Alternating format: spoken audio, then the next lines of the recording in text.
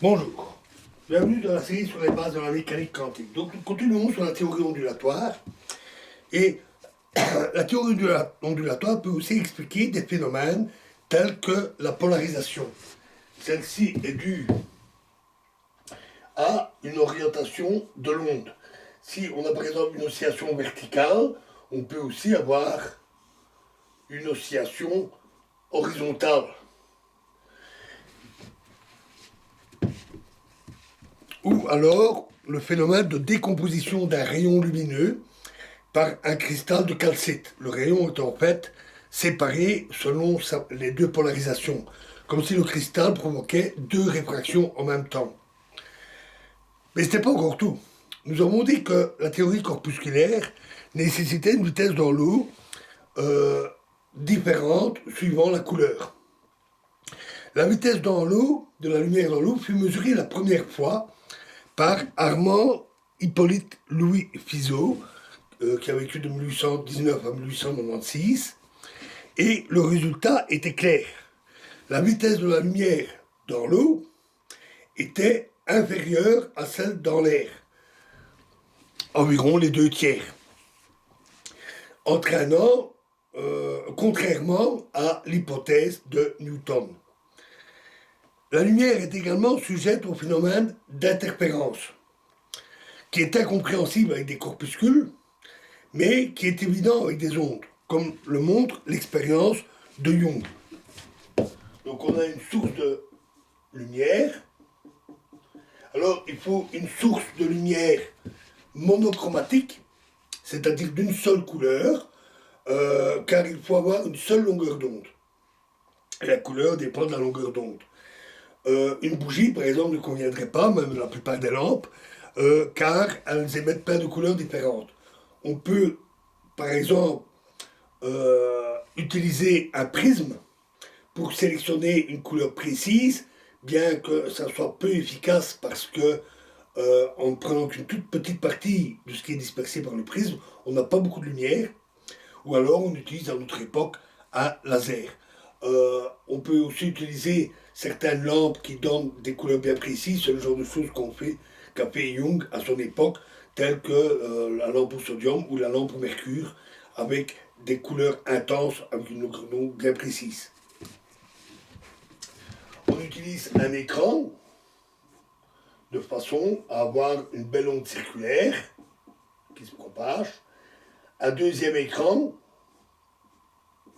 avec chaque fois un petit trou, une petite fente, et on a deux ondes circulaires qui apparaissent et se propagent ici. Alors on place un écran et les ondes vont se regrouper, se retrouver, se superposer en certains endroits.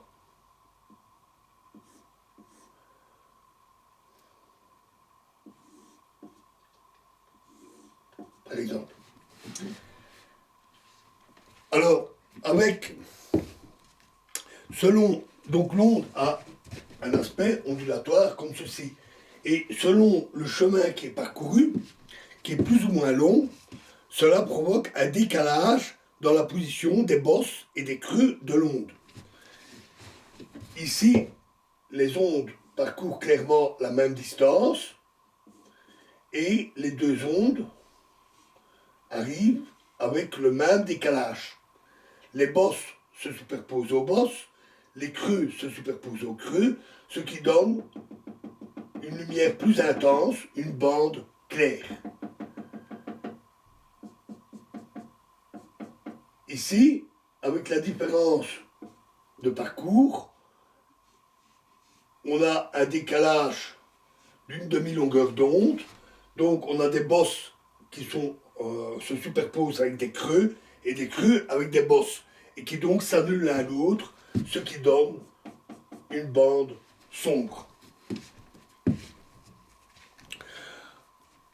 En envoyant deux tels faisceaux à travers un jeu de petites fentes, on provoque des superpositions des ondes et des phénomènes d'interférence très caractéristiques, avec apparition sur l'écran alternativement de bandes sombres et claires.